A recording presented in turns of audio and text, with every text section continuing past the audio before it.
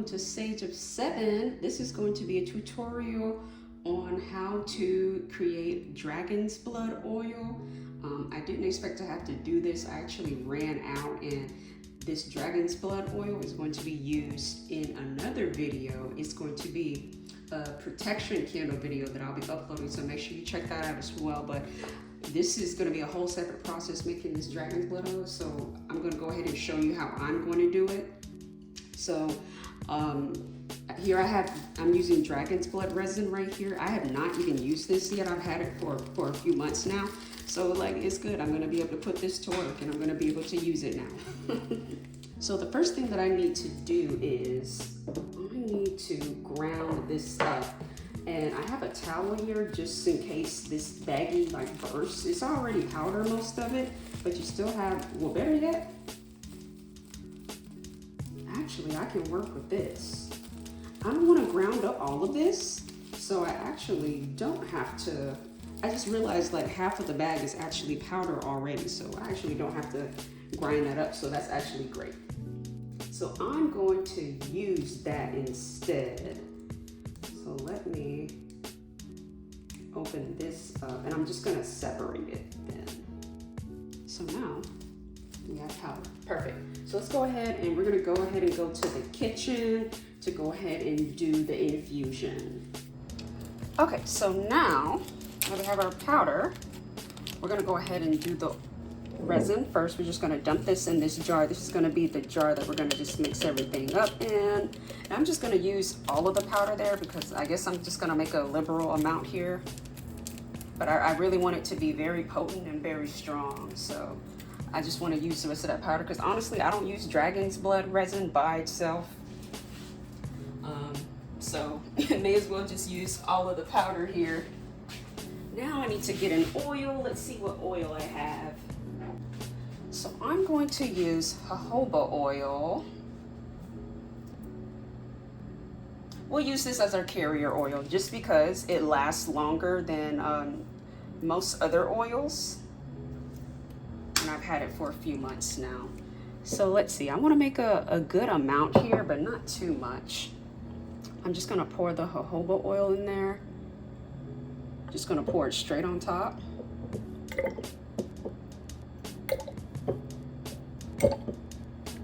Let's see, how much is this? It's a good bit.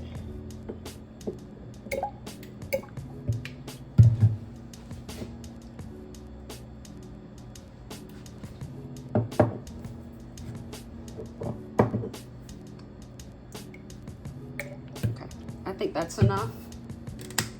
I think we put enough oil in there. So I'll just leave it at that. Honestly, I'm winging it. So we're gonna see how this turns out. Me and you both are on a journey right now making this. So I put the jojoba. I need something to stir with. Got a plastic fork right here from eating out.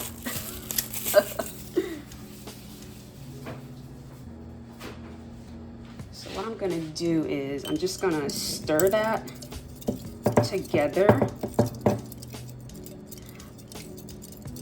Just gonna stir it.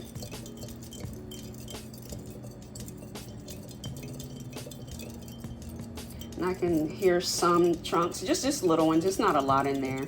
It's not too much. But it's very fine powder, so that's good. So already, it's very dark already. So that's good, that's good. Stirring that up very good. All right, so excuse my stove. I need to clean I've cleaned the top of it, but I need to get some of that oven cleaner, stove cleaner, that tough stuff. So excuse that, I'm not dirty.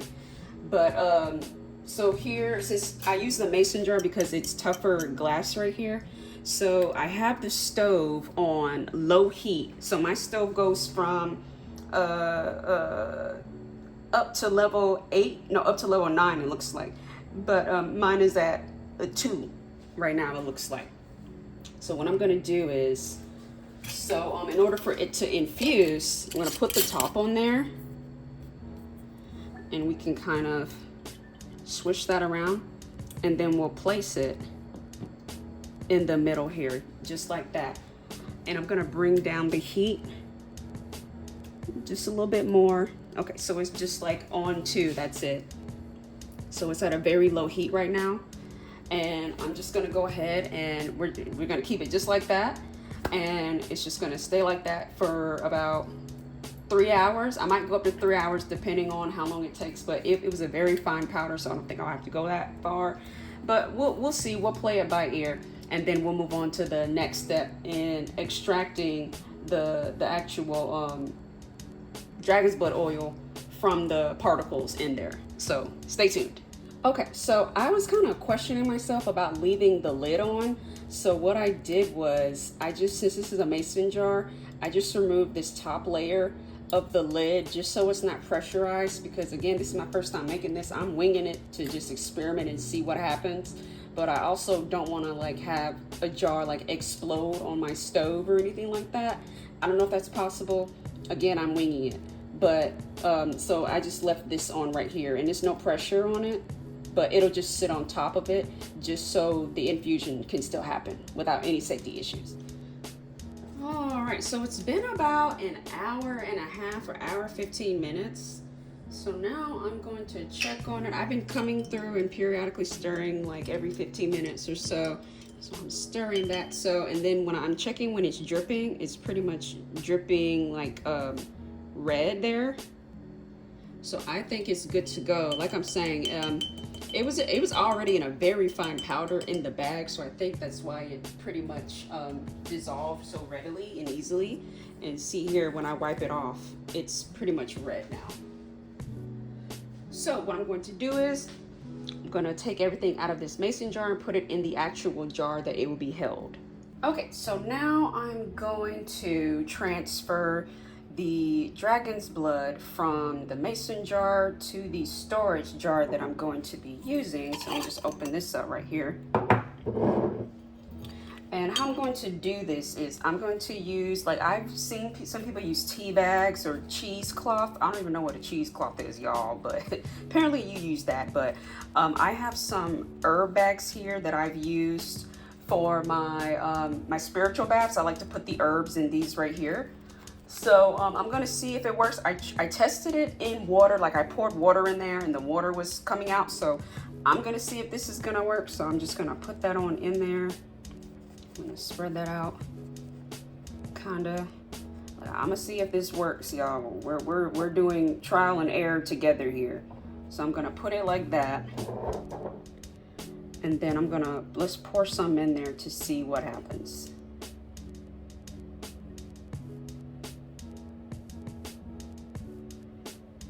Okay, so I'm seeing. I'm just gonna pour all of it in there. Let that strain in there, strain through. So let's see how that does.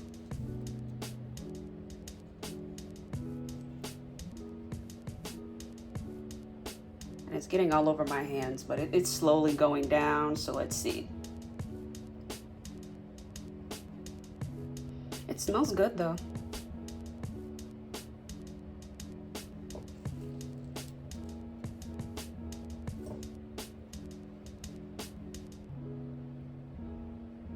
That's a good bit. I did a good amount, looks like. I just get impatient, so I'm trying to squeeze it out. But I don't want to waste any product. There's still some. Trying to get out there.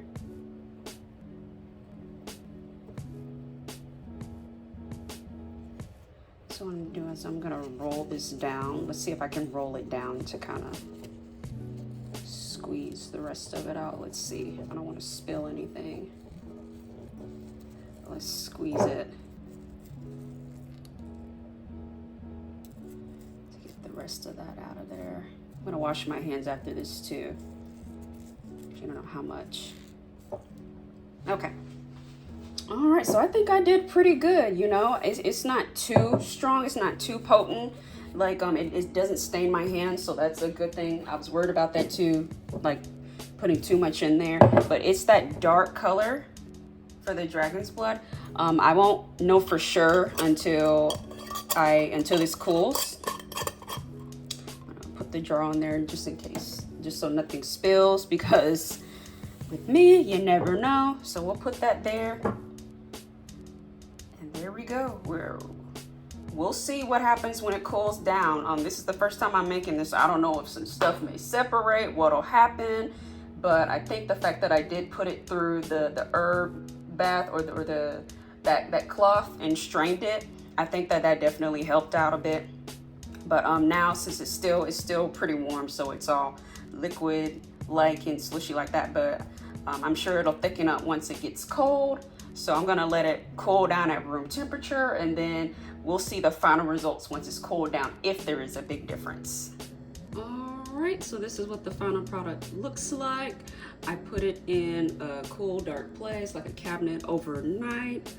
And let's see how it looks. You just slush it around. So it's thickened up just a little bit, just slightly. It's not as liquefied as before, but it still has that dark color. So I feel like it's still, I feel like I did a good job here. I'm gonna do let's see. I'm gonna try to open this up with one hand. I'm gonna see how it smells. Okay, so I did a smell test, and it still smells like dragon's blood. So I feel like that was a success. So it's not just, you know, the color that went through, the actual scent came through. So I feel like this was definitely a success. So, you know, you guys can go ahead and try it and see if it works for you. Do keep in mind, I started with a very fine powder already, so I kind of already had an advantage. If you have larger resin pieces, I would suggest breaking those down into a powder. I think it's a mortar and pestle. I think that's what it's called, that I had in the beginning. I was gonna use that to grind it down. But make sure that your powder is very fine for this to work as easily. So thank you guys for tuning in and, you know, being on this journey with me, watching me make this dragon's blood oil for the first time. Good luck, and I hope it works out for you. Let me know in the comments if you are going to try it. All right, peace.